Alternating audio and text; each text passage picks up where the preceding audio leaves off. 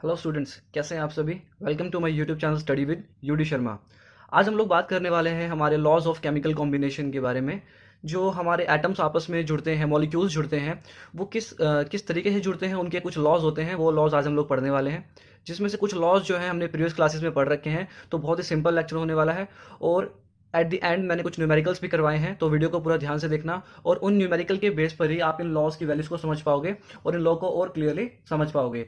तो आइए स्टार्ट करते हैं हमारे फर्स्ट लॉ से, which is law of conservation of mass. Law of conservation of mass क्या होता है, ये आपने प्रीवियस क्लासेस में पढ़ रखा होगा। ये लॉ कहता है जो मास होता है, जो मैटर होता है, ना ही तो उसको हम बना सकते, ठीक है, ना ही तो उसको हम क्रिएट कर सकते और ना ही उसको हम डिस्ट्रॉय कर सकते। कुछ जब भी हम कोई केमिकल रिएक्शन करेंगे तो मास को ना ही बना सकते और ना ही डिस्ट्रॉय कर सकते, ठीक है। वही लिखा हुआ है, the matter can neither be created nor destroyed in chemical reaction, this is called law of conservation of mass. मान लीजिए, मतलब क्या कहने का है उसके, कि आप एक रिएक्शन कर रहे हैं, आपने रिएक्टेंट लिए दो, कार्बन एंड ऑक्सीजन। तो जब आपने कार्बन ऑक्सीजन दो रिएक्टेंट लिए और उनको आपस में कंबाइन करवाया तो बनी कार्बन डाइऑक्साइड। प्रोडक्ट क्या बना, कार्बन डाइऑक्साइड। तो यहाँ पर वो कहना क्या चाह रहा है, वो ये कहना चाह रहा है कि जितना मास आपका इन दोनों का यूज हुआ है, जितना मास आपका इन दोनों का यूज हुआ है, उतना ही मास इस प्रोडक्ट का आएगा, टोटल कार्बन डाइऑक्साइड का आएगा। जितना मास इन दोनों का है टोटल, उतना ही मास इसका आना चाहिए। एंड ऑब्वियसली बात भी यही होती है कि अगर आप कोई चीज मिला रहे हो, मान लीजिए आपने दो चीजें आपस में मिलाई, ठीक है, एक का वेट था, एक का मास था 2 kg, दूसरे का मास था 3 kg। तो उन दोनों का पर ऐड करोगे तो टोटल मास कितना आएगा, 5 kg, ठीक है। तो वैसे ही अगर हम लोग देखते हैं तो कार्बन का 12 होता है, मोलर मास जिसे कहते हैं, या एटॉमिक मास मान लीजिए, तो मोलर मास कितना होगा, 12 ग्राम, ठीक है। ऑक्सीजन का कितना होता है, 16 × 2 यानी 32। तो टोटल कितना हो गया, 44। तो यहाँ पर भी 44 होना चाहिए अगर इस लोगो सेटिस्फाई करवाना है तो, ठीक है। तो कार्बन का 12, ऑक्सीजन 2 आइटम लगे, 16 × 2 कर दिया, तो टोटल कितना आ गया, 44। बस ये सिंपल सा लॉ है, ठीक है। और इसी के बेस्ड पर हम लोग जो है हमारी रिएक्शन को क्या करते हैं, बैलेंस करते हैं, ठीक है। तो बैलेंस भी हम लोग इसीलिए करते हैं ताकि दोनों जगह पर सेम एटम रहे,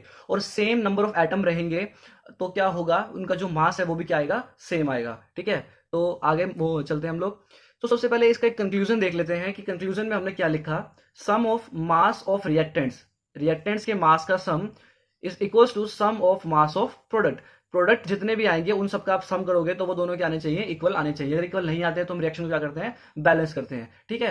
तो हो सकता है कि प्रोडक्ट एक से ज्यादा हो तो उन सभी का भी वेट आपको, उन सभी का मास आपको प्लस करना है, ठीक है। जरूरी नहीं कि एक का ही, अगर हो सकता है और भी सारे प्रोडक्ट हो तो सारे प्रोडक्ट का जो मास का सम होगा वही सारे रिएक्टेंट्स के मास के सम के बराबर होगा, इसलिए हम इसको क्या करते हैं, बैलेंस करते हैं, ठीक है। तो ये हमारा फर्स्ट लॉ होता है, बहुत ही सिंपल सा। आइए आगे चलते हैं। तो जो हमारा नेक्स्ट लॉ है वो है लॉ ऑफ डेफिनेट प्रोपोर्शन। ये लॉ भी बहुत ही सिंपल है, ठीक है। ये लॉ भी आपने पहले पढ़ रखा होगा। The given compound always contains exactly the same proportion of element by weight, ठीक है। मान लीजिए कि आपने कोई कंपाउंड लिया, अगर मान लीजिए आपने लिया कार्बन डाइऑक्साइड। अब इस कार्बन डाइऑक्साइड में कार्बन का कुछ अमाउंट ऑफ वेट होगा और ऑक्सीजन का कुछ अमाउंट ऑफ वेट होगा, ठीक है। तो हम लोग उन दोनों वेट का रेशियो निकालते हैं। कार्बन का है 12 इसमें और ऑक्सीजन है 16 × 2 यानी 32। इनका रेशियो निकाल तो कितना है, 3:8। बस एक बात को ध्यान रखनी है, वो क्या कह रहा है, वो ये कह रहा है कि नेक्स्ट टाइम जब भी कार्बन डाइऑक्साइड बनेगा तो उसमें कार्बन का रेशियो 3 रहेगा और ऑक्सीजन का रेशियो 8 रहेगा। समझ गए मेरी बात को। जो वेट है, जो मास का रेशियो है, वो यही रहेगा हमेशा कार्बन डाइऑक्साइड के लिए, कभी भी वो चेंज नहीं होगा। तो यही उसने कहा है, contains exactly the same proportion of element by weight, ठीक है। तो मैं आपको थोड़ा सा बता देता हूं। मान लीजिए कार्बन 12 ऐड हुआ, सॉरी कार्बन हमने लिया यहाँ पे कितना, 12 ग्राम, ऑक्सीजन 32 ग्राम, उससे बना कार्बन डाइऑक्साइड। मान लीजिए अगर मैं लेता कार्बन 24 ग्राम, ठीक है, कार्बन कितना 24 ग्राम, और ऑक्सीजन में 32 ही रखता, तब क्या होता, ठीक है। तब ये होता कि उस 24 में से, उस 24 ग्राम कार्बन में से सिर्फ 12 ग्राम कार्बन ही रिएक्ट करता, सिर्फ 12 ग्राम कार्बन ही क्या करता, रिएक्ट करता। किसके साथ, इसके साथ, क्योंकि 12 जो है वो सिर्फ 32 के साथ कर सकते हैं, और यहाँ पे हमारे पास ऑक्सीजन कितना है, 32, ठीक है। तो 12 को रिएक्ट कर लिया, जो 12 बचा वो कहाँ गया, वो अनरिएक्टिव रह गया कार्बन। वो कैसे रह गया, अनरिएक्टिव रह गया। तो इसी के बेस पर मैंने न्यूमेरिकल्स करवाए हैं ताकि आपको यही बात और अच्छे से क्लियर हो, ठीक है। तो देखना यहाँ पर एक्स्ट्रा कौन था, कार्बन, और कम कौन रह गया, ऑक्सीजन। तो हम इसको क्या बोलते हैं, लिमिटिंग रिएजेंट। क्या बोलते हैं, लिमिटिंग रिएजेंट। टेंशन वाली अगर समझ में नहीं आया तो, क्योंकि इसके मैं तो बहुत करवाने वाला हूं, बस आप लॉ समझ लीजिए। ये लॉ क्या कहता है कि अगर आप कोई भी कंपाउंड लेते हो उसमें जो एलिमेंट का जो वेट का रेशियो रहता है वो हमेशा कांस्टेंट रहता है, वो हमेशा सेम रहता है। चाहे आप इन दोनों में से कोई भी एक ज्यादा ले लो, चाहे कोई भी एक कम ले लो, ठीक है। अगर आपने 12 लिया तो 32 ही चाहिए, अगर हमने 24 लिया है तो इसका भी डबल करना पड़ेगा ताकि रेशियो को मेंटेन रखा जाए। और हम यहाँ पे क्या लिखेंगे, 64। अगर आप 24 और 64 का रेशियो निकालोगे तो रेशियो 8 ही आएगा लास्ट में, ठीक है। तो आइए आगे चलते हैं हमारे थर्ड लॉ पे। तो थर्ड लॉ कहता है हमारा लॉ ऑफ मल्टीपल प्रोपोर्शन, ठीक है, लॉ ऑफ मल्टीपल प्रोपोर्शन। तो ये लॉ क्या कहता है, ये कहता है if two elements can combine to form more than one compound, अगर दो एलिमेंट आपस में मिलकर एक से ज्यादा कंपाउंड बनाते हैं, ठीक है, दो या दो से ज्यादा भी कह सकते हो आप। यहाँ पे देख लीजिए, जैसे कार्बन और ऑक्सीजन है, ठीक है, यहाँ पर भी कार्बन ऑक्सीजन है, लेकिन उसने एक बार बनाया कार्बन मोनोऑक्साइड और एक बार क्या बनाया, कार्बन डाइऑक्साइड। तो दो सेम एलिमेंट आपस में कंबाइन हुए, पर उन्होंने फॉर्म क्या किया, डिफरेंट कंपाउंड, फॉर्म क्या किया, डिफरेंट कंपाउंड, ठीक है। Then the different masses of one element which combines with fixed mass of other element। पहले इस लाइन को समझ लीजिए, आगे बाद में चलेंगे।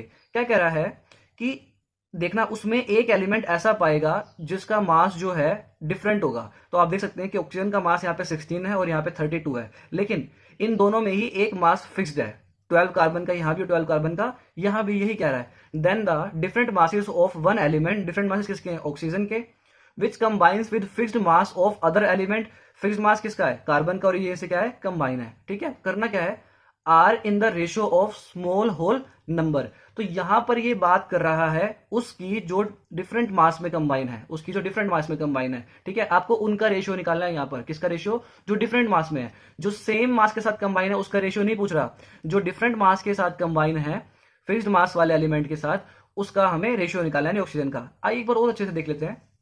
देखिए, हम लोग लेते हैं different mass of oxygen 16 and 32। हमें पता है कि ऑक्सीजन का डिफरेंट मास है कितना, 16 and 32, which combines with fixed mass of carbon यानी 12। ये दोनों ही मास कार्बन के मास से कंबाइन है, अलग अलग कंपाउंड बना रहे हैं। तो आपको रेशियो किसका निकालना है, डिफरेंट मासेस वाले का। आइए निकालते हैं, 16 अपॉन में 32 कर लीजिए, तो रेशियो कितना आ जाएगा, 1:2। और वही वो कह रहा है, are in the ratio of small whole number. तो ये स्मॉल होल नंबर के रेशियो में है, बस सिंपल सी बात है, are in the ratio of small whole number, simple whole number.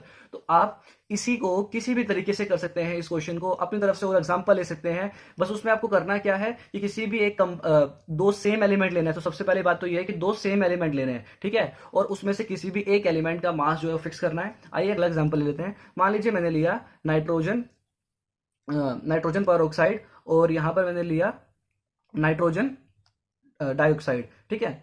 तो देखिए, नाइट्रोजन का यहाँ पर मास फिक्स्ड है, ऑक्सीजन का यहाँ पे 16, यहाँ पे 32। तो different mass of oxygen 16, 32 and which combine with fixed mass of nitrogen, ठीक है। तो 16 अपॉन 32, फिर वही रेशियो आ गया 1:2। आप यहाँ पर ऑक्सीजन कुछ भी और ले सकते हैं, कोई और कंपाउंड भी यूज कर सकते हैं, ठीक है। तो ये हमारा सिंपल सा लॉ था, जो कि ये कहता है कि अगर आप एक बार दोबारा पढ़ लेते हैं, if two elements can combine to form more than one compound, then the different masses of one element which combines with fixed mass of other element are in the ratio of small whole number। ठीक है, तो समझ में आया। जब आप first time पढ़ते हो तो कॉम्प्लिकेटेड लग सकता है कि ये क्या है, क्या लिखा हुआ है, किसका मास किससे कंबाइन हो रहा है, लेकिन जब आपने समझा तो आपको कितना आसान लगा। उसने क्या कहा कि दो डिफरेंट एलिमेंट दो डिफरेंट कंपाउंड बनाते हैं, और उसमें एक का मास जो होता है वो डिफरेंट होता है, और उन दोनों का रेशियो निकालेंगे तो small whole number simple whole number में वो रेशियो आता है, ठीक है। तो ये हमने थर्ड लॉ पढ़ा है, which is law of multiple proportion. आइए आगे चलते हैं।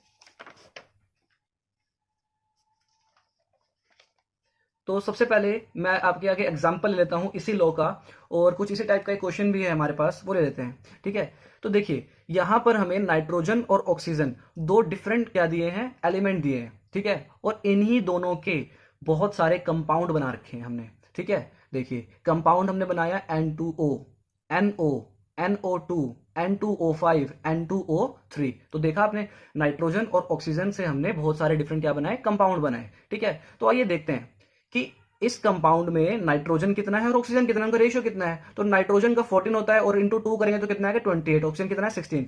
उसी तरीके से मैंने यहाँ पे सारे लिखे हुए हैं, यहाँ पर नाइट्रोजन 14 है, ऑक्सीजन कितना है 16, ठीक है। यहाँ पे नाइट्रोजन 14 है, ऑक्सीजन कितना है 32। यहाँ पे नाइट्रोजन 28 और ऑक्सीजन 5 है, 16 टू 5 करेंगे तो कितना आएगा 80। यहाँ पे N2 है यानी 28 और O3 यानी 48। समझ में आना कैसे लिखा है मैंने ये। अगर आपको सब चीजें समझ में नहीं आ रही है तो आप मेरा मोल कंसेप्ट का वीडियो देख सकते हैं, उसमें मैंने आपको एटॉमिक मास वगैरह निकालना सिखाया है, मॉलिक्यूलर मास निकालना सिखाया है, किस तरीके से निकालते हैं। बहुत ही सिंपल चीज है, 9th क्लास की चीज है, ठीक है। तो वन एटम का होता है 16, मैं बता देता हूँ, वन एटम का होता है 16, और उसको मल्टीप्लाई करेंगे 3 एटम से तो कितना आएगा 48, ठीक है। तो अब आप देख रहे हैं कि यहाँ पर ना ही तो इसका मास सेम है कि नहीं इनमें सबका, और ना ही इन सभी का मास सेम है, नहीं है ना। तो हम लोग एक काम करते हैं कि हम इन सभी का मास सेम बनाते हैं, ठीक है। देखिए, अगर आप चाहो तो इन सभी का मास सेम ना बनाकर जिनका मास सेम है उनको लीजिए। चलो छोड़िए, पहले हम लोग सबका मास सेम कर लेते हैं। तो 28 को लेके चलते हैं, इसको 28 करना है तो डबल करना पड़ेगा, तो इसको भी डबल करना पड़ेगा। ठीक है, तो फर्स्ट वाले केस में नाइट्रोजन 28 और ऑक्सीजन 16, दूसरे केस में नाइट्रोजन को 28 किया तो 16 को कितना करना, डबल करना पड़ेगा, तो यहाँ पे कितना आएगा 32। 14 को डबल किया यानी 28, 32 को डबल किया यानी 64। ठीक है, तो उसी तरीके से दोनों 28 एंड डबल करने की जरूरत नहीं है, तो 28 28 यहाँ पे 28 28 और यहाँ पे 80 और यहाँ पे 48। तो अब आप देख सकते हैं कि नाइट्रोजन का मास क्या हो चुका है, फिक्स्ड हो चुका है, और डिफरेंट मासेस किसके हैं, ऑक्सीजन के। तो इन्हीं सबका रेशियो निकालोगे तो ये सारे के सारे जो है 16 के मल्टीपल्स हैं, 1 2 4 5 3। तो रेशियो कितना आ जाएगा, 1:2:4 5 एंड 3, और ये सभी क्या है, एक स्मॉल होल नंबर है। 1 2 3 4 5 ratio are in the ratio of small whole number. ठीक है, तो ये लो आपको और क्लियर हो गया होगा। यहाँ पर मैं आपसे ये कह रहा था कि अगर आप चाहो तो फिक्स्ड वालों को ले लो। मान लीजिए 28 28 28 को ले लिया, तो 28 के लिए कितना है 16, ये कितना है 80 और ये कितना है 48। तो यहाँ पर कितना आएगा, 48 के लिए कितना आएगा बताओ, 3। अगर हम लोग यहाँ पर इनका रेशियो निकालें तो 28 वाले में 16 का मल्टीपल करें तो 1 आएगा, यहाँ पे कितना आएगा 5 और यहाँ पे कितना आएगा 3। ठीक है, तो फिर वो भी तो सिंपल होल नंबर में रहे, 1 5 एंड 3, 1:3:5, ये भी सिंपल होल नंबर है। ठीक है, लेकिन हमें यहाँ पर सभी का वेट हमने इक्वल ले लिया। ठीक है, आइए आगे चलते हैं। तो हमारे पास थर्ड लॉ है, सॉरी ये जो लॉ है इसको बेसिकली हम लोग नंबर नहीं दे रहे हैं क्योंकि एनसीईआरटी के अंदर नहीं है, तो नंबर तो मैंने वैसे किसी को भी नहीं दिया है, एक बार हम लोग पढ़ लेते हैं। पढ़ोगे तो आप इसको, ये फिर से थोड़ा सा कॉम्प्लिकेटेड लगने वाला है आपको, तो डेफिनेशन पढ़ के जाना नहीं है। ठीक है, तो डेफिनेशन से पहले मैं स्टार्ट करता हूँ इस लॉ की एक्सप्लेनेशन से। ठीक है, ताकि आपको जब डेफिनेशन पढ़ो तो आपको आसान लगे। एक्सप्लेनेशन मैंने इस पेज पर करी है ताकि आपको बिल्कुल क्लियरली दिखाई दे। देखिए क्या कहता है ये लॉ कहता है कि अगर आप यहाँ पर मान लीजिए आपने 3 डिफरेंट एलिमेंट्स ले लिए। ठीक है, क्या 3 डिफरेंट एलिमेंट ले लिए और 2 एलिमेंट को आपने इस थर्ड वाले के साथ कंबाइन किया। ऑक्सीजन को हाइड्रोजन के साथ कंबाइन किया, बना H2O। सल्फर को कंबाइन किया हाइड्रोजन से, क्या बना H2S। ठीक है, 2 different element combine with third different element. ठीक है, combine with third different element. अब आपको इन 2 एलिमेंट का रेशियो निकालना है 2 बार, और 2 बार मैं किस लिए कह रहा हूं वो समझना बात को। देखिए फर्स्ट टाइम इन दोनों का कंपाउंड बनाओ, तो इन दोनों का कंपाउंड क्या बनेगा, सल्फर डाइऑक्साइड। यहां से इसका सल्फर का ऑक्सीजन का रेशियो निकालो, तो सल्फर का एटॉमिक नंबर 32 और ऑक्सीजन का 16 यानी 32। तो रेशियो कितना आया ये, तो आपने निकाल लिया फर्स्ट रेशियो, आपने क्या निकाल लिया फर्स्ट रेशियो। अब आपको जो सेकंड रेशियो निकालना है वो निकालना है इन कंपाउंड में से। किसमें से, इन कंपाउंड में से। तो यहां पर ऑक्सीजन कितना है 16, यहां पर सल्फर कितना है 32, तो यहां से रेशियो कितना आएगा 16:32 विच इज 1:2। तो समझिए मेरी बात को, आपको 2 बार रेशियो लेना है, एक बार उसके कंपाउंड से आपस में और एक बार जिसमें वो सेम एलिमेंट से कंपाउंड बना रहे हैं वहां से। अब इस रेशियो को और जो आपने रेशियो पहले निकाला है उस रेशियो को आपस में आपको उनका भी रेशियो निकालना है। तो 1:2 अपॉन में जो फर्स्ट रेशियो था 1/1, तो कितना आ जाएगा 1:2। ठीक है, तो ये भी एक सिंपल होल नंबर आया हमारा 1:2। तो आइए हम लॉ को पढ़ लेते हैं एक बार। तो लॉ कहता है if 2 different elements combine separately with the same weight of third element. ठीक है, अगर 2 डिफरेंट एलिमेंट आपस में कंबाइन करते हैं किसी थर्ड एलिमेंट से, और उस थर्ड एलिमेंट का वेट जो है वो उन दोनों के लिए बराबर है, उन दोनों ही कंपाउंड में क्या है, बराबर है। आप देख सकते हैं हाइड्रोजन यहां पर भी 2 है और यहां पर भी 2 है। ठीक है, the ratio of the masses in which they do सो। देखिए इन विच दे डू सो का मतलब है कि इस कंपाउंड में जो वो आपस में है, अगर उनका रेशियो आप निकालो तो यहां से 16 और यहां से 32, वो रेशियो की अभी बात करिए इस नेक्स्ट लाइन में। ठीक है, अगली लाइन में पढ़ते हैं। So are a simple multiple of the mass ratio in which they combine. ठीक है, तो जिस रेशियो में वो आपस में कंबाइन होंगे, एक तो ये रेशियो आएगा आपके पास 1, और एक ये रेशियो की जिनमें वो कंपाउंड में फॉर्म थे वहां से, यानी 1/2। तो आप इन रेशियो को अगर कंपेयर करोगे तो ये आएगा आपका 1/2 विच इज 1:2। ठीक है, थोड़ा सा कॉम्प्लिकेटेड है, लेकिन आप 1-2 बार उसको देखो तो आपको ये समझ में आ जाएगा। तो आपको 2 बार उनका रेशियो निकाल के उनको कंपेयर करना है, उन 2 रेशियोज को। एक बार कंपाउंड में से रेशियो लेना है उन दोनों का, और एक बार वो तीसरे से जिससे सेम वेट से जो सेम वेट है जिसका, वहां से 16 और 32, एक बार एक रेशियो यहां से, एक रेशियो यहां से, इन रेशियो को आपस में कंबाइन करने पर एक सिंपल रेशियो आने वाला है आपके पास। ठीक है, तो ये होता है लॉ ऑफ रेसिप्रोकल प्रोपोर्शन। ठीक है, आइए आगे चलते हैं। तो फिर से एक बहुत ही सिंपल लॉ हमारे पास है विच इज गे-लुसैक्स लॉ। ये कहता है when gases combine they do so in volume. सबसे पहली बात बच्चों कि ये जो लॉ है ये सिर्फ गैसेस के बारे में बता रहा है, ठीक है। जो रिएक्टेंट है वो भी गैस में हम बात करेंगे और जो प्रोडक्ट है वो भी हम लोग गैस के लिए ही बात करेंगे। यहाँ पर हम लिक्विड और सॉलिड की बात नहीं कर रहे हैं, तो समझ लेना। अगर हाइड्रोजन लिखा है तो ये भी गैस है, ऑक्सीजन मैंने लिखा है तो ये भी गैस है, और जो वाटर लिखा है ये भी वो गैस है। अब आप बोलोगे वाटर गैस, तो वेपर्स हैं वाटर के, ठीक है। तो सबसे पहले हम लोग लॉ को पढ़ते हैं कि क्या कहता है। When gases combine they do so in volume, जब गैसेस कंबाइन होती हैं तो वॉल्यूम में कंबाइन होती हैं, ठीक है। Which bears a simple whole number ratio to one another, जब वो आपस में कंबाइन होती हैं तो उनका रेशियो एक सिंपल होल नंबर में आता है। जैसे कि 100 ml हाइड्रोजन कंबाइन हुई 50 ml ऑक्सीजन से, तो आप इनका रेशियो अगर निकालो तो इनका रेशियो कितना आएगा, 1:2। 100 को 50 से अगर डिवाइड करें तो रेशियो कितना आएगा, 1:2, ठीक है। तो समझे आप बात को, यहाँ पर 1, यहाँ पर रेशियो कितना आया, 2। बस यही कह रहा है, सिंपल सी बात कह रहा है वो, कि अगर जो गैसेस होती हैं वो वॉल्यूम में आपस में कंबाइन होती हैं और आपस में सिंपल होल नंबर का रेशियो जो है वो बियर करती हैं, ठीक है।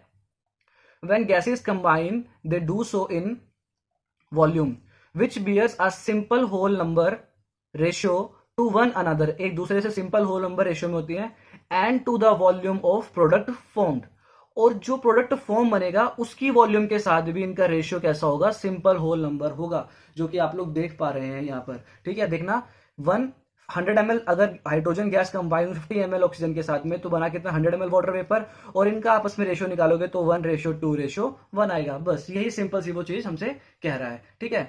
तो आइए आगे चलते हैं। हमारे पास जो थर्ड लॉ है हमारा वो है एवोगैड्रोस लॉ।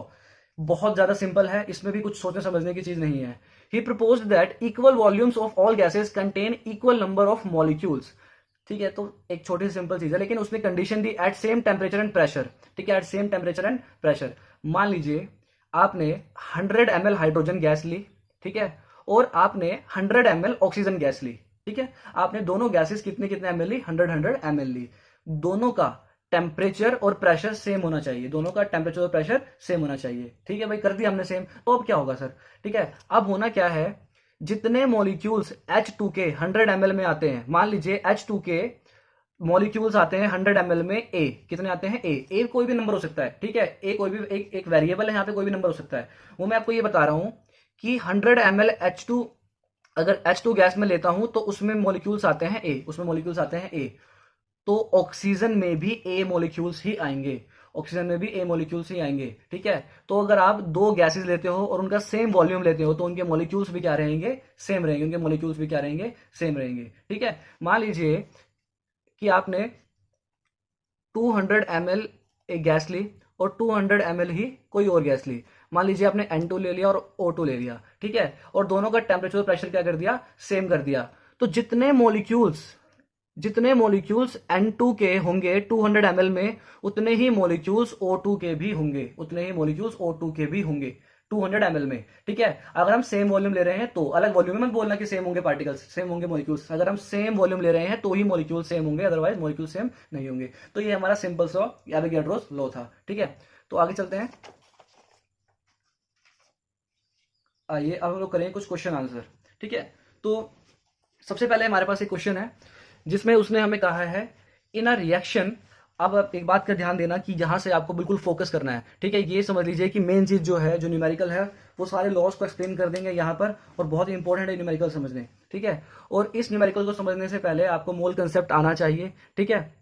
मोल कंसेप्ट मतलब इतना नहीं, आपको थोड़ी बहुत अगर मोल कंसेप्ट की नॉलेज है तो आप कर सकते हो, और अगर आपने मेरा वीडियो नहीं देखा है मोल कंसेप्ट का तो पहले वो देख लीजिए, आपको बहुत हेल्प मिलेगी। अगर आपको थोड़ा बहुत आता है तो हम लोग स्टार्ट करते हैं। इन अ रिएक्शन A+B2 बना रहा है AB2, एक रिएक्शन है जिसमें A एटम है, B2 मॉलिक्यूल से कंबाइन होकर AB2 प्रोडक्ट बनाता है, ठीक है। Identify the limiting reagent if any in the following reaction mixture, तो वो हमें कुछ कंडीशन देगा और हमसे पूछेगा कि बताइए कि इसमें कोई लिमिटिंग रिएजेंट है या नहीं। अभी मैंने आपको बताया था लिमिटिंग रिएजेंट क्या होता है। लिमिटिंग रिएजेंट जो चीज कम रह जाती है और दूसरी चीज जो एक्स्ट्रा होती है उसके मुकाबले वो कम रह जाती है, ठीक है। तो देखते हैं, सबसे पहले उसने हमें, आपको सबसे पहले चीज देखनी है कि रिएक्शन बैलेंस है या नहीं। तो ये रिएक्शन जो है यहाँ पर तो बैलेंस है, अगर बैलेंस नहीं तो आपको बैलेंस करना पड़ेगा। क्यों करना पड़ेगा, क्योंकि हमने आपको लॉ बताया था, law of conservation of mass, उसके अकॉर्डिंग आपको इस रिएक्शन क्या करना पड़ेगा, बैलेंस करना पड़ेगा। तो ये रिएक्शन फिलहाल तो बैलेंस है, क्योंकि यहाँ पर भी एक एटम है ए का और यहाँ पर भी एक एटम है, यहाँ पे 2 एटम है बी के और वहां पर भी 2 एटम है, तो रिएक्शन क्या है, बैलेंस्ड है, ठीक है। तो चलिए पूछ क्या रहा है हमसे फर्स्ट केस में।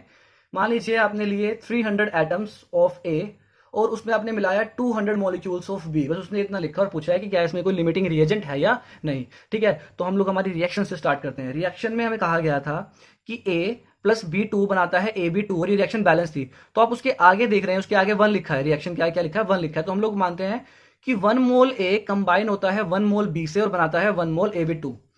ठीक है, नहीं समझ में आया? अभी आ जाएगा समझ में, कोई बात नहीं, हम लोग क्वेश्चन करेंगे आगे, घबराना नहीं है। देखिए, मान लीजिए कि 1 मोल या 1 नंबर 1 B2 से कंबाइन होकर 1 AB2 बना रहा है। ठीक है, तो अगर इसको 1 चाहिए तो इसको भी 1 चाहिए, समझ में आ रहा है? तो और बनेगा यहां पर AB2 कितना भी 1। अगर 1 मोल एक कंबाइन होता है 1 मोल B2 से तो बनाता है 1 मोल AB2। आपको समझ में आया? मोल तो आपको निकालने, नंबर ऑफ मोल्स आपको निकालने आते हैं और मोल का मोलर मास भी आपको निकालना आता है। उसने हमें दिए 300 एटम ऑफ ए और उसने हमें दिए 200 एटम ऑफ B2 और पूछा हमसे, उसने पूछा है कि बताइए कि इसमें से कोई लिमिटिंग रिएजेंट है या नहीं। देखिए, अगर 1 को चाहिए 1 मोल को चाहिए 1 मोल, तो 200 एटम्स को कितने मॉलिक्यूल चाहिए? 200 मॉलिक्यूल चाहिए। लेकिन यहां पर कितने हैं? 300। तो 300 में से 200 जो है वो इस 200 से कंबाइन हो जाएंगे और हमारी रिएक्शन क्या है? कंप्लीट हो जाएगी। लेकिन बचेंगे यहां पर कितने? 100। तो ए के 100 एटम्स जो है वो अनरिएक्टिव रह गए। ए के 100 एटम्स जो है वो अनरिएक्टिव रह गए और 200 एटम इन 200 के साथ में कंबाइन हो गए। अब आपको पता चला कि 200 के साथ 200 ही क्यों हुए? क्योंकि 1 मोल के साथ 1 मोल कंबाइन हो रहा था, तो 200 के साथ में 200 ही कंबाइन होगा। अब आप देखिए, ये ज्यादा रह गया, कम कौन रह गया? बी। तो इसमें बी क्या होगा? Limiting reagent. ऐसे ही हम लोग आगे फाइंड आउट करेंगे, आपको और समझ में आएगा। ठीक है, तो आगे चलते हैं। नेक्स्ट है हमारे पास 2 मोल ए प्लस 3 मोल बी। अब आपके दिमाग में समझ में आया, 1 मोल को चाहिए था 1 मोल, 2 मोल को कितने चाहिए? 2 मोल। तो यानी 2 मोल से रिएक्ट कर जाएंगे, 1 मोल बी का बच जाएगा, तो कम कौन पड़ गया? ए। तो यानी ए क्या होगा? Limiting reagent. आगे बात समझ में? ठीक है, देखिए 2 मोल तो यहां से आ जाएंगे, यहां से कितने आएंगे? 2 मोल, 1 मोल यहां का बचेगा, यानी बी का 1 मोल अनरिएक्टिव रहेगा। तो ए की वजह से अनरिएक्टिव रहा है, क्योंकि ये तो पूरा हो गया, तो ए क्या है यहाँ पे? Limiting reagent. ठीक है, बहुत अच्छी है, आपको समझ में आने लग गई ये चीजें। लिमिटिंग रिएजेंट किस तरीके से निकालते हैं? लिमिटिंग रिएजेंट निकालना बहुत इंपॉर्टेंट है, बहुत बेसिक कंसेप्ट है। आप कोई सा भी क्वेश्चन कर लेना, जब भी आपके सामने ऐसे क्वेश्चन आएंगे तो आपको बेसिक कंसेप्ट क्लियर होना बहुत जरूरी है, और मैं वही क्लियर कर रहा हूँ आपके, बिल्कुल जितना आसान हो सकता है उतनी आसान तरीके से। ठीक है, तो एक थर्ड पार्ट और है जिसमें उसने कहा, अब आपके दिमाग में बिल्कुल ऑब्वियसली यही बात चल रही होगी कि अगर दोनों ही जगह पर हम लोग सेम ले लें, मान लीजिए 1 मोल और 1 मोल ही ले लीजिए, तो क्या लिमिटिंग रिएजेंट कैसे निकलेगा उसमें? देखिए, 100 आइटम्स दिए उसने ए के और 100 मॉलिक्यूल्स दिए उसने B2 के, तो 100 जो है उसको 100 ही चाहिए, तो यहाँ पे दोनों के दोनों क्या हो गए? कंज्यूम्ड हो गए रिएक्शन में। अब देखना, जब दोनों ही कंज्यूम्ड हो गए तो ना ही तो कोई कम पड़ा और ना ही कोई ज्यादा पड़ा, तो यहाँ पे लिमिटिंग रिएजेंट है ही नहीं। तो इसीलिए उसने क्वेश्चन में ऊपर लिखा था इफ एनी, अगर लिमिटिंग रिएजेंट है तो बताओ। तो A and B both are consumed completely, so no limiting reagent. ठीक है, देख लीजिए, फोर्थ और फिफ्थ पार्ट मैंने सॉल्व नहीं किया कि खुद सॉल्व कर लेना, मैं समझा देता हूं। मान लीजिए 5 मोल ए है, 2.5 मोल B2 है, तो 5 को कितने चाहिए? 5। ठीक है, यहां पे 5 है क्या? नहीं, तो आप किससे देखोगे? इससे देखोगे। 2.5 कितने चाहिए? 2.5। तो 2.5 इसमें से ले लेगा, तो ए के कितने मोल बच जाएंगे? 2.5 मोल बच जाएंगे। तो किसकी वजह से बचे? बी की वजह से, क्योंकि ये कम पड़ गया, तो इसलिए ये क्या है? Limiting reagent. इसमें देखते हैं 2.5 कितने चाहिए? 2.5। तो ये तो 2.5 ने पूरे कंज्यूम कर देगा, लेकिन इस बेचारे के 2.5 तो बच जाएंगे, तो इसीलिए ये क्या रहेगा यहाँ पे? Limiting reagent. तो यहाँ पे लिमिटिंग रिएजेंट क्या है? बी, और यहाँ पे लिमिटिंग रिएजेंट क्या है? ए। तो आई होप कि आपको लिमिटिंग रिएजेंट वाला टॉपिक समझ में आया होगा, क्योंकि अब मैं इसके ऊपर एक न्यूमेरिकल करवाने वाला हूं आपको, वो भी एनसीईआरटी का ही क्वेश्चन है, और उससे आपको ये और क्लियर होने वाला है। तो सबसे पहले उसने हमें एक रिएक्शन दी है, जिसमें उसने बोला है कि अगर हम लोग स्टेटमेंट पे जाए क्वेश्चन की, तो उसने कहा है कि dinitrogen combine with dihydrogen to make ammonia. ठीक है, नाइट्रोजन गैस हाइड्रोजन गैस से कंबाइन कर अमोनिया प्रोड्यूस करती है, which is in gas form. ठीक है, तो कैसे स्टेट में है? वो भी गैसीय स्टेट में है। सबसे पहला काम रिएक्शन को बैलेंस करना, बाकी काम हम लोग बाद में करेंगे। तो रिएक्शन को बैलेंस करते हैं सबसे पहले।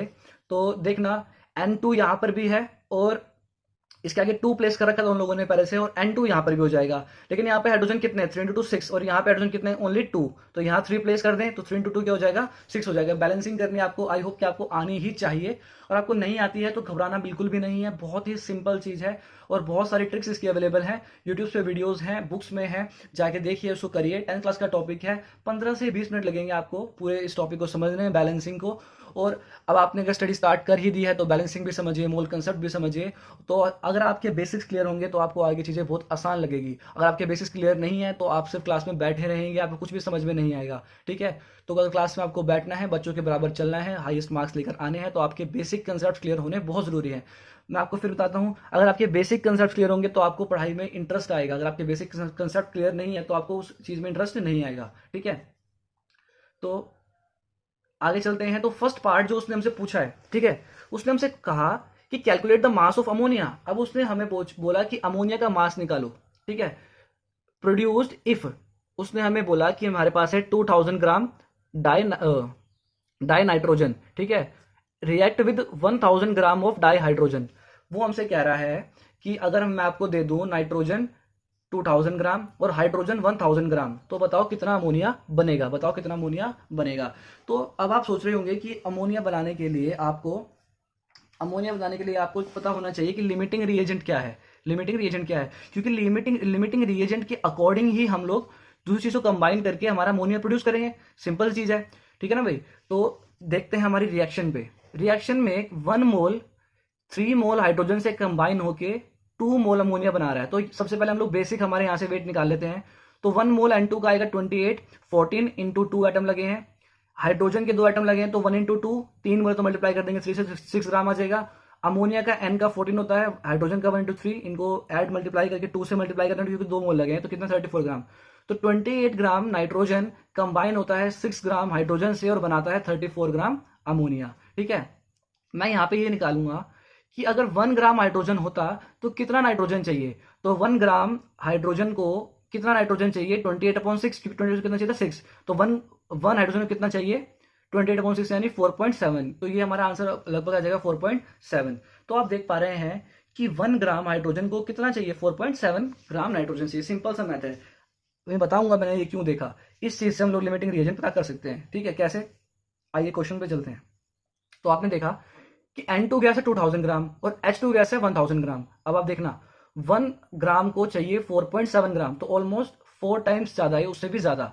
तो यहाँ पे कितना 1000, तो कितना चाहिए 4000 से ज्यादा चाहिए उसको, 4000 से ज्यादा चाहिए, लेकिन है कितना 2000। तो यानी कम कौन पड़ा, नाइट्रोजन। कम कौन पड़ा, नाइट्रोजन। तो नाइट्रोजन यहाँ पे क्या है, लिमिटिंग रिएजेंट। नाइट्रोजन यहाँ पे क्या है, लिमिटिंग रिएजेंट।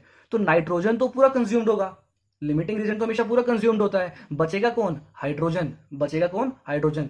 तो हम जो रिएक्शन करेंगे, हम जो अमोनिया बनाएंगे वो किसके अकॉर्डिंग बनाएंगे, नाइट्रोजन के अकॉर्डिंग बनाएंगे, क्योंकि नाइट्रोजन पूरा कंज्यूम्ड होने वाला है। अब आप समझने लगोगे कि हमने क्यों लिमिटिंग रीजन निकाला और उसका यूज क्या था। तो आइए देखते हैं। जब 28 ग्राम नाइट्रोजन था स्टार्टिंग में, तो उससे 34 ग्राम अमोनिया बन रहा था। ठीक है, बन रहा था। स्टार्टिंग रिएक्शन देखो तो 28 ग्राम नाइट्रोजन था तो 34 ग्राम अमोनिया बन रहा था। अब हम निकालते हैं कि अगर हमारे पास 1 ग्राम नाइट्रोजन होता तो कितना अमोनिया बनता। तो 34 को 28 से डिवाइड कर देंगे, तो 1 ग्राम नाइट्रोजन बनाता है 34 में 28 ग्राम अमोनिया। ठीक है, एक वैल्यू आएगी, मैंने डिवाइड नहीं किया है। तो 2000 ग्राम नाइट्रोजन कितना बनाएगा। ठीक है, तो करना क्या है, आपको 1 ग्राम से मल्टीप्लाई कर देना है। तो 1 ग्राम अमोनिया जितना बनता 1 ग्राम है उससे मल्टीप्लाई कर देना है। तो 2000 ग्राम अमोनिया है तो 1 से इतना बनता है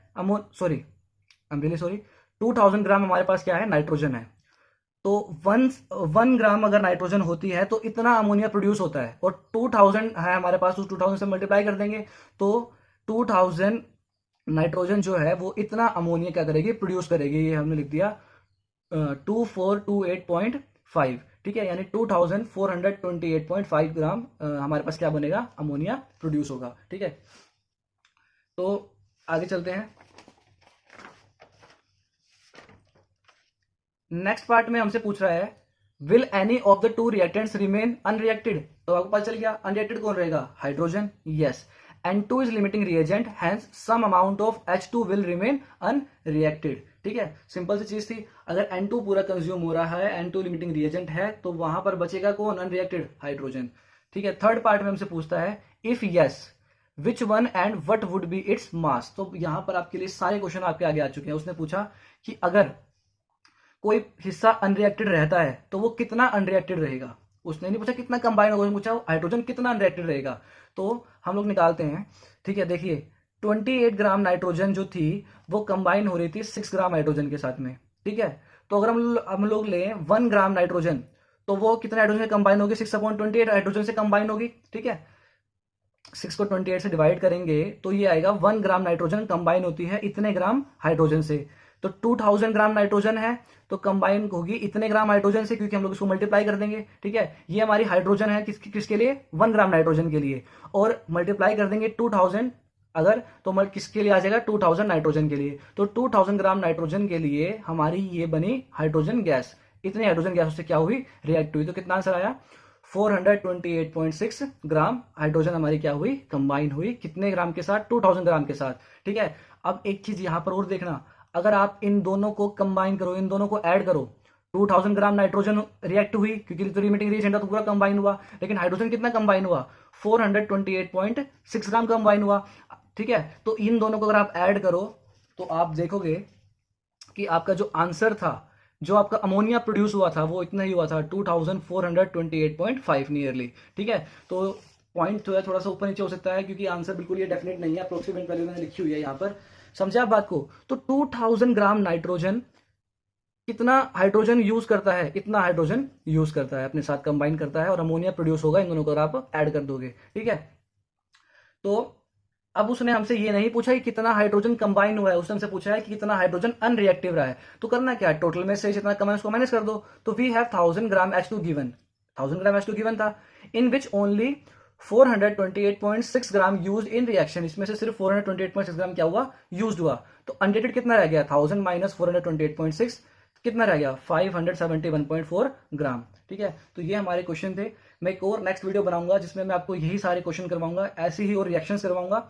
तो फिलहाल ये बस मैंने आपको लॉ को बताने के लिए, लॉस को और क्लियर करने के लिए यहाँ पे आपके लिए 2 क्वेश्चन लिए थे। ठीक है, एक क्वेश्चन और है मेरे पास सिंपल सा, वो भी हम लोग कर लेते हैं। क्वेश्चन बस इतना है, उसने आपको बोला है कि अगर 10 वॉल्यूम H2 कंबाइन होती है 5 वॉल्यूम O2 से, तो बताओ कि कितनी वॉल्यूम बनेगी H2O की। तो सिंपल आपको रिएक्शन बैलेंस कर देनी है, आपकी वॉल्यूम आ जाएगी। रिएक्शन बैलेंस करेंगे तो यहाँ पर 2 × 10 यानी 20 एटम्स है किसके, हाइड्रोजन के। तो यहाँ पर कितने, सिर्फ 2, तो 10 लिख दूंगा तो कितने हो जाएंगे, 20। ऑक्सीजन के 2 × 5 कितने, 10, यहाँ पे 10 लिखूंगा तो ऑक्सीजन के यहाँ पे भी 10 हो जाएंगे। तो रिएक्शन हमारी क्या हो जाएगी, 10 लिखने से बैलेंस्ड। तो 10 वॉल्यूम H2 कंबाइन होती है 5 वॉल्यूम O2 से, तो बनाता है 10 वॉल्यूम H2O। बस यही सिंपल सा लॉ था हमारा। ठीक है, तो आई होप कि आपको वीडियो पसंद आया होगा। अगर आपको वीडियो पसंद आता है तो प्लीज कमेंट करके जरूर मुझे बताएं, जो भी मेरी कमी है वो बताएं। ठीक है, और वीडियो को लाइक करें, सब्सक्राइब करें, ताकि मैं और इस तरीके से मोटिवेट होकर आपके लिए और वीडियोस बनाता रहूं और कंसेप्ट आपके आगे लाता रहूं। इस बार वीडियो जो है लेट हो गया, पर मैं कोशिश करूंगा कि इस बार बहुत फ्रिक्वेंटली जल्दी मैं और वीडियोस डालूं। ठीक है, क्योंकि लॉकडाउन जो है वो एक्सटेंड हो गया है, तो आपको घर बैठ के ही पढ़ना पड़ेगा। All the very best. Thank you for watching my video.